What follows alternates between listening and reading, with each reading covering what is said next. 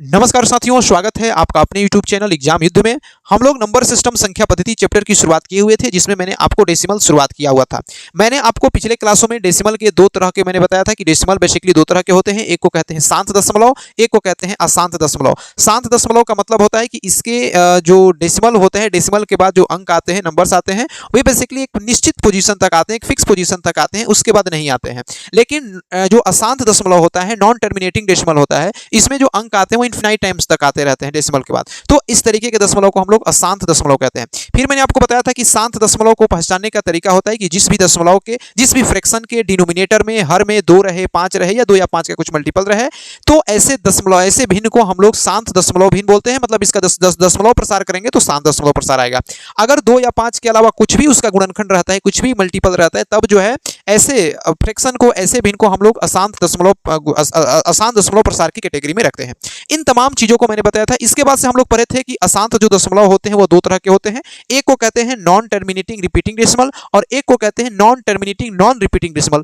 Non terminating repeating decimal का मतलब होता है अशांत आवर्ती दशमलव, और non terminating non repeating decimal का हिंदी में बोला जाता है अशांत अनावर्ती दशमलव। तो इसको भी मैंने आपको बताया था कि अशांत आवर्ती जो दशमलव होते हैं उसको फ्रैक्शन में कैसे कन्वर्ट करते हैं। इन तमाम चीजों को हम लोगों ने पिछले क्लास में क्लियर किया था। आज हम लोग उसी के आगे बढ़ते हैं और आपसे मैं कुछ सवाल पूछूंगा, आप जो है सो जवाब दीजिएगा। आज उसके हम लोग आगे बढ़ते हैं। जैसे मैं कहता हूं कि आप बताइए, कोई संख्या मैंने लिखा 0.735 और केवल 5 के ऊपर बार लगा हुआ है, रेकरिंग लगा है। इसको हम लोग, इसको अगर फ्रैक्शन में लिखना हो, इसको अगर भिन्न में लिखना होगा तो कैसे लिखेंगे? तो मैंने आपको ये समझाया था कि अगर कहीं पे ऐसा कोई डेसिमल लिखा हो 0.ABC और केवल C के ऊपर रेकरिंग लगा हो, तो करते क्या है कि पूरे नंबर्स को लिख लेते हैं ABC माइनस, देखेंगे कि किन किन नंबर्स पर रेकरिंग नहीं है। तो जिस नंबर पर रेकरिंग नहीं रहता है उस नंबर्स को क्या कर लेते हैं, में से घटा लेते हैं, बटा देखेंगे कि कितने नंबर पर रेकरिंग लगा है। तो जितने नंबर्स पर रेकरिंग लगा रहते हैं उतना 9 बैठा देते हैं। तो यहाँ पे एक ऊपर लगा है तो एक 9 बैठाएंगे, और जितने पर नहीं लगा है उतना क्या कर लेंगे, 0 बना लेंगे। तो ये जो है बेसिकली हमने आपको कल के क्लास में चीजें सिखाया हुआ था। अब मैं पूछूंगा कि 0.735 इसको फ्रैक्शन में कैसे लिखेंगे? तो सबसे पहले तो ये पूरा नंबर लिखेंगे 735 माइनस, देखेंगे कि कितने किस नंबर पर रेकरिंग नहीं लगा है। तो 73 पर नहीं लगा है तो 73 को फाइनली माइनस करा लेंगे, बटा एक डिजिट पर रेकरिंग लगा है तो एक डिजिट पर 9 लिखेंगे। अगर यहाँ पे 2 लिखेंगे तो 2 यहाँ पे क्या कर देंगे, 0 बैठाएंगे। अब 735 में से 773 को क्या कर लेते हैं, घटा लेते हैं, या फिर से जो सब्सट्रैक्ट कर लेते हैं। 5 में से 3 को घटाएंगे तो कितना मिल जाएगा, 2 मिलेगा। यहाँ पे बच गया 13, 13 में से 7 को घटाएंगे तो यहाँ पे 6 बच गया, यहाँ पे हो जाएगा 662 बटा जो सो कितना हो जाएगा, 900 हो जाएगा। तो ये जो है मैंने इसको फ्रैक्शन में लिख लिया या फिर से जो सो भिन्न में लिखा। इन तमाम चीजों को मैंने कल के क्लास में आपको डिस्क्राइब किया था। आज के क्लास में हम लोग सवालों की बहुत ही प्रैक्टिस करेंगे और ऐसे ऐसे सवाल मैं आपके सामने ले आऊंगा जो आपके एग्जाम में पूछे गए सवाल है। आपके पेपर में मैंने हर एक एग्जाम से सवाल को उठाया है। आपको रेलवे में भी कुछ सवाल पूछा गया है, कुछ आपको बिहार शिक्षक भर्ती BPSC टीचर्स में भी पूछा गया है, कुछ स्टेट में भी पूछा गया है। इसके अलावा जो है सो SSC के भी पेपर में कुछ सवाल पूछे हैं, कुछ CDS के भी पेपर में सवाल पूछे हैं। शांत दशमलव, अशांत दशमलव से कैसे सवाल पूछे जाते हैं, उन सभी सवालों को मैंने संग्रह किया है एक जगह, कुछ मैंने कॉपी में कलेक्शंस किया है।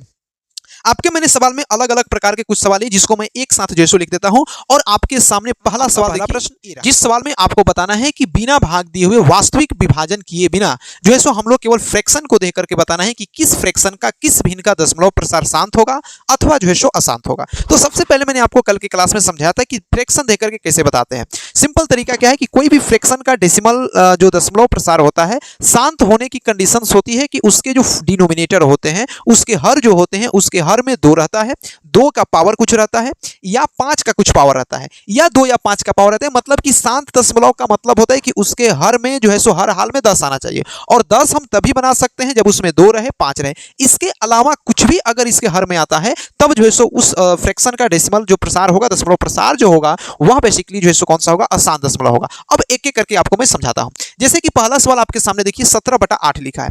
आपको देख करके बताना है कि क्या 17/8 का जो दशमलव प्रसार होगा वह शांत दशमलव प्रसार होगा कि अशांत दशमलव प्रसार होगा। तो शांत दशमलव प्रसार कहने का मतलब होता है कि 17 बट्टा ये जो 8 लिखा है, इस 8 को जब हम ब्रेक डाउन करेंगे, इसका जब हम लोग प्राइम फैक्टर बनाते हैं, अभाज्य गुणनखंड बनाते हैं, तो अभाज्य गुणनखंड बनाने से क्या होगा कि 17 बट्टा जो 8 लिखा है, 8 को हम लोग लिख सकते हैं 2 का पावर 3, क्योंकि 2 का पावर 3 जो है सो होता है 8 नहीं।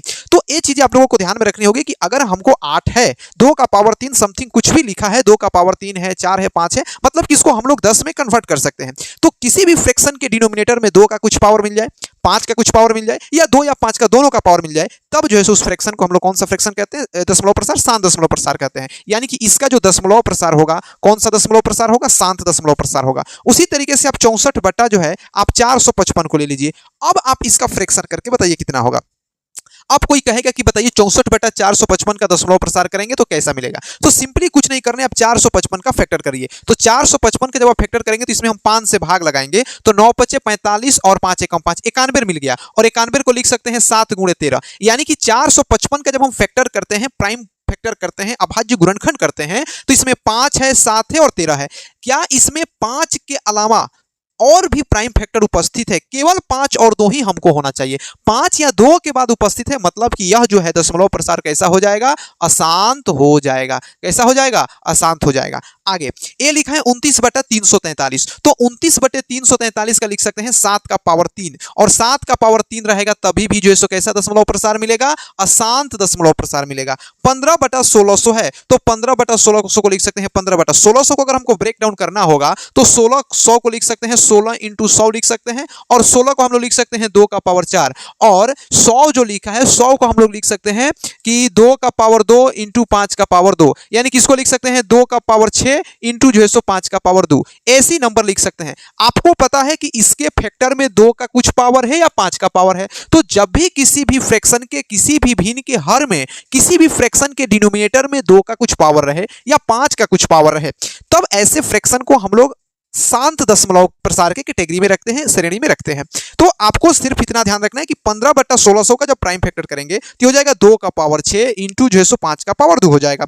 तो 2 का पावर 6 रखें या 5 का पावर 2 रखें, ऐसे दशमलव प्रसार को कौन सा दशमलव प्रसार कहा जाता है? शांत दशमलव प्रसार कहते हैं, या फिर से जो है टर्मिनेटिंग डेसिमल के अंग्रेजी में बोलते हैं। शांत दशमलव प्रसार को टर्मिनेटिंग डेसिमल बोलते हैं, ठीक है। अशांत दशमलव प्रसार को जो हम लोग क्या कहते हैं? नॉन टर्मिनेटिंग डेसिमल बोला जाता है।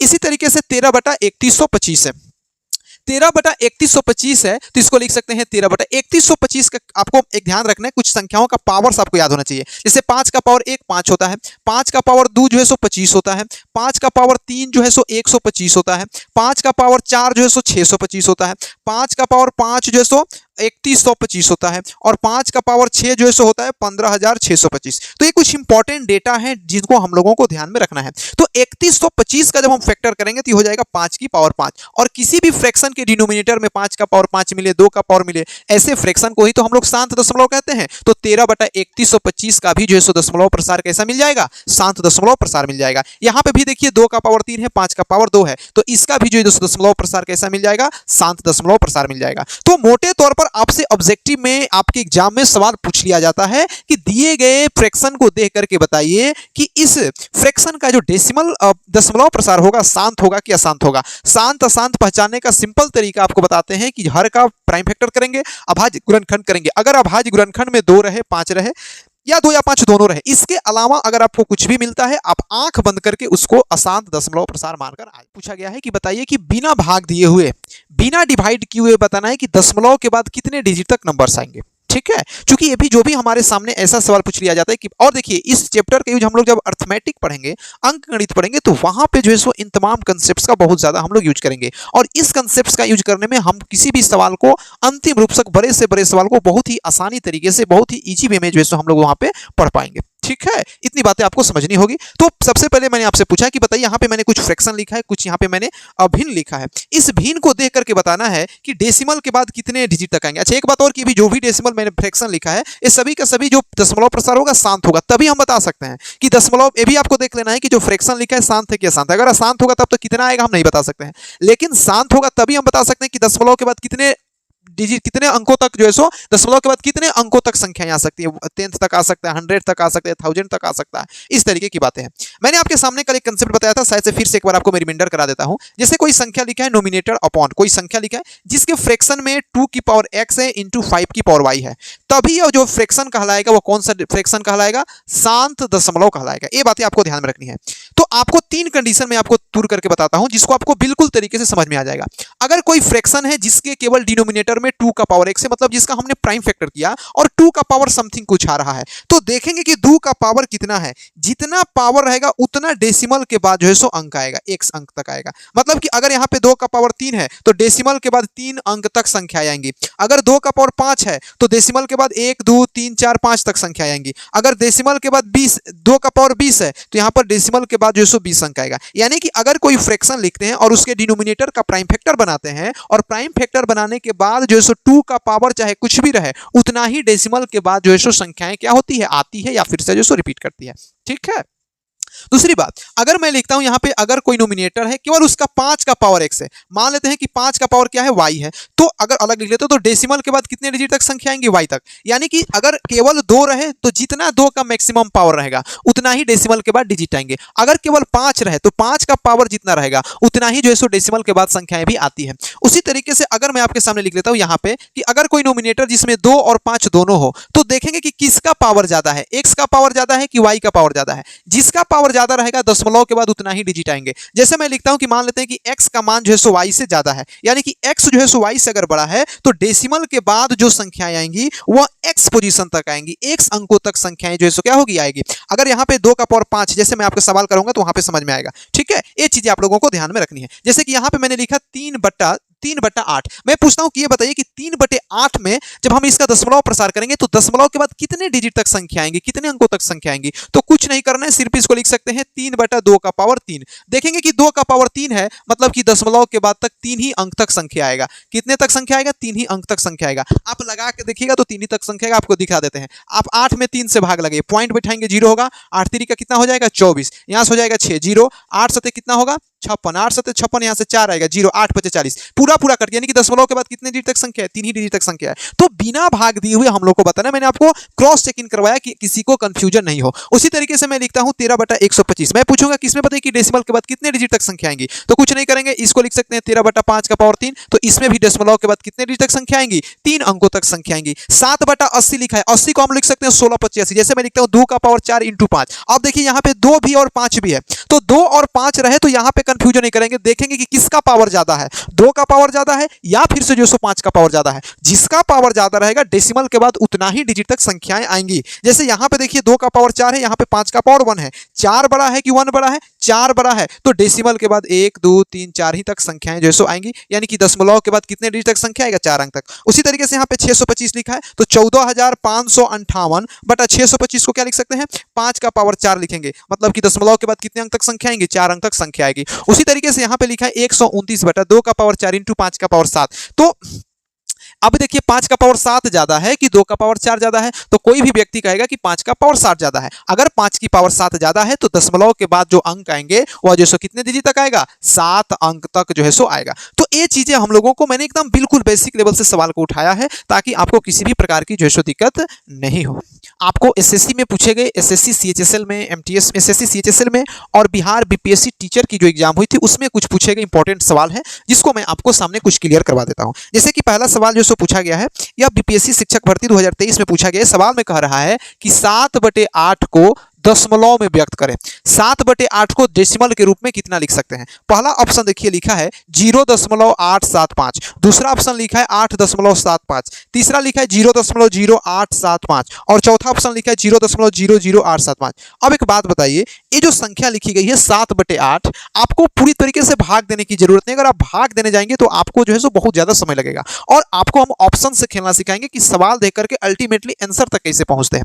थोड़ा सा कॉमन सेंस का यूज करेंगे, बाकी चीजें सब आसान होगी। मैथ में जो सो थोड़ा सा कॉमन सेंस लगाते हैं। जैसे मैंने कहा कि 7/8 को डेसिमल के रूप में कितना लिखेंगे, तो भाग देने की कोई जरूरत नहीं है। मैंने आपको थोड़ा देर पहले यह बताया था कि कोई भी फ्रैक्शन डेसिमल शांत दशमलव लिखा है तो हम यह बता सकते हैं कि डेसिमल में दशमलव के बाद कितने डिजिट तक आ सकते हैं। जैसे कि यहाँ पे मैंने लिखा 7/8, तो इसका जब 8 का प्राइम फैक्टर करेंगे तो 2 का पावर 3 आएगा। यानी कि ये बात पता चला कि इसको जब हम लोग दशमलव में बदलेंगे तो इसमें दशमलव के बाद 3 डिजिट तक आ सकता है। अब देखेंगे कि किस ऑप्शन में दशमलव के बाद 3 डिजिट लिखा है। क्या यहाँ पे दशमलव के बाद 3 डिजिट लिखा है, यहाँ पे 1 2 3 4 5 को लिखा है, मतलब कि ये आंसर तो हर हाल में नहीं होगा। यहाँ पे दशमलव के बाद 1 2 3 4 को लिखा है, यह भी आंसर नहीं होगा। यहाँ पे दशमलव के बाद 1 2 लिखा है, यह भी आंसर नहीं होगा। एक ही ऑप्शन बच गया 1 2 3, तो यही आंसर होगा। 7/8 को डेसिमल प्रसार के रूप में 0.875 हम लिख सकते हैं। तो इस तरीके से हम लोग ऑप्शन से सवाल बनाएंगे, बहुत ही कम समय में आंसर तक पहुंच जाएंगे। अगर भाग देने लगेंगे तो फिर बहुत ज्यादा समय लगेगा। 8 में आप 7 से भाग देंगे, पॉइंट देंगे, 0 आएगा। फिर भाग लगाएंगे, 8 8 कितना होगा, 64 होगा। फिर यहाँ पे 6 0 होगा,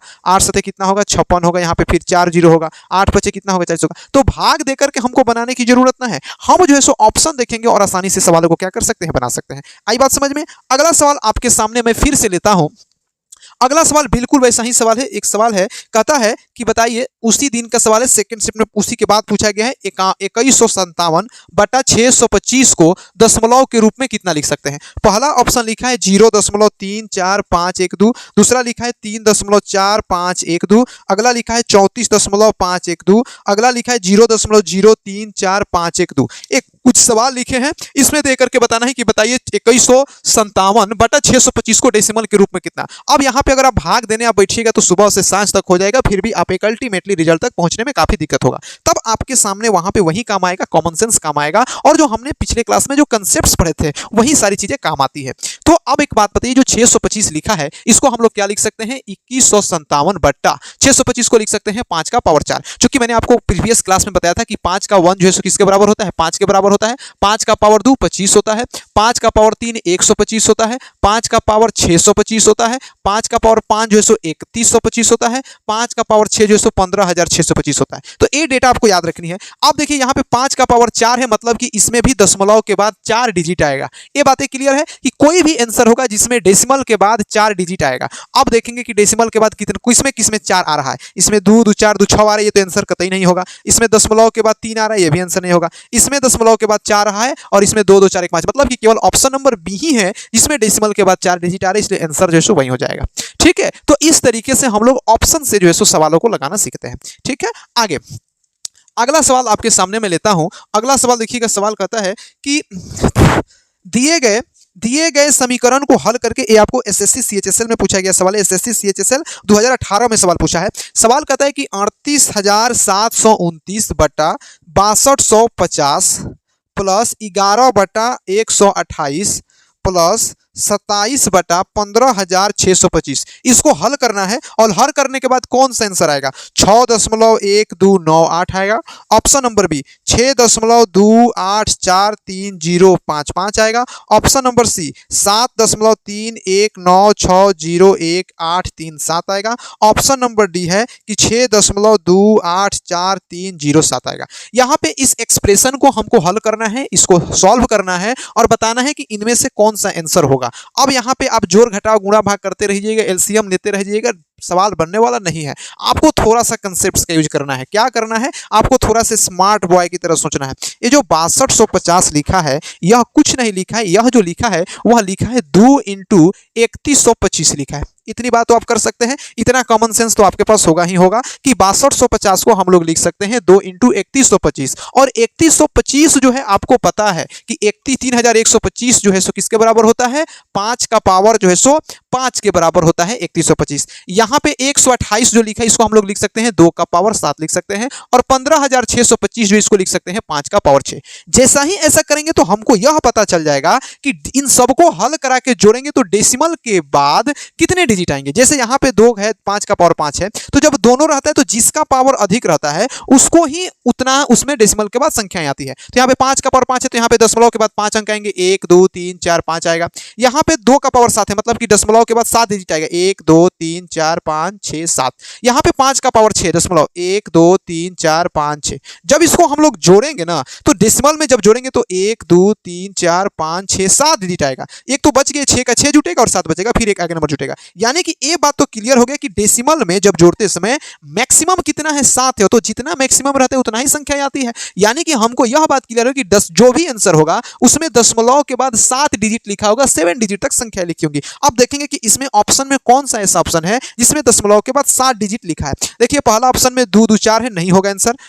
दूसरा में 2 2 4 2 6 है, यह भी आंसर नहीं होगा। 2 2 4 2 6 2 8 1 9 है, यह भी आंसर नहीं होगा। 2 2 4 2 6 1 7 है, यानी कि केवल ऑप्शन नंबर बी ही एक ऐसा ऑप्शन है जिसमें डेसिमल के बाद 7 डिजिट लिखा है, इसलिए यही आंसर होगा। अगर इसको हम सॉल्व कराएंगे तो 6.284305 आएगा। तो इस तरीके से हम लोगों को सवाल लगाने की अप्रोच सीखनी है ताकि हम लोग जो है थोड़ा सा कॉम्पिटिटिव जो है माइंडसेट से सोचें।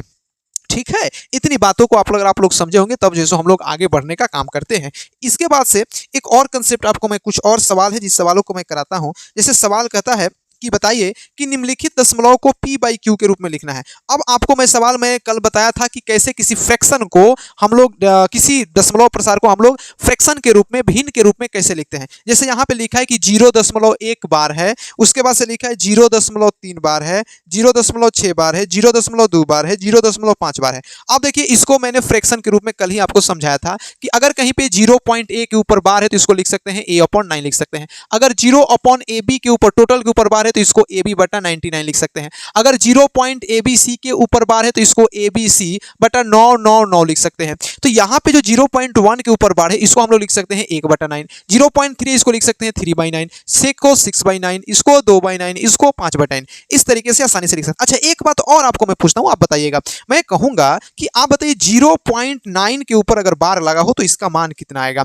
0.9 एक सवाल बहुत सारे लड़कों के कंफ्यूजन करता है, मैं आपको क्लियर कर देता हूं। जैसे मैं कहता हूं कि 0.9 के ऊपर बार लगा हो, इसका आप मान निकाल के बताइए इसका मान कितना आएगा। तो जब 0.9 के ऊपर बार है, रेकरिंग है, इसको बार नहीं रेकरिंग बोलते हैं, रिपीटिंग बोलते हैं, यानी कि 9 की रिपीटेशन हो रहा है। तो 0.9 के ऊपर जो बार है इसको फ्रैक्शन में लिखेंगे तो हो जाएगा 9/9, और 9/9 कट करके रिजल्ट देगा 1, यानी कि 0.9 बार का जो सो मतलब कितना है 1 है।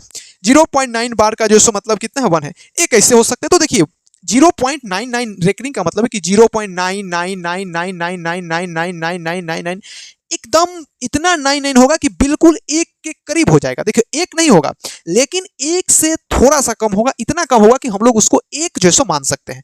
ठीक है, थोड़ा सा कम होगा, एक पूरा नहीं होगा, लेकिन थोड़ा सा जो क्या हो जाएगा, कम हो जाएगा। आई बात समझ में। तो ये चीजें आपको दिमाग में रखना है कि 0.9 के ऊपर जो 9 का बार लगा है तो उसका मान जो कितना होता है, 1 होता है। इसी तरीके से कुछ और कंसेप्ट है जिसको मैं आपको बता देता हूं।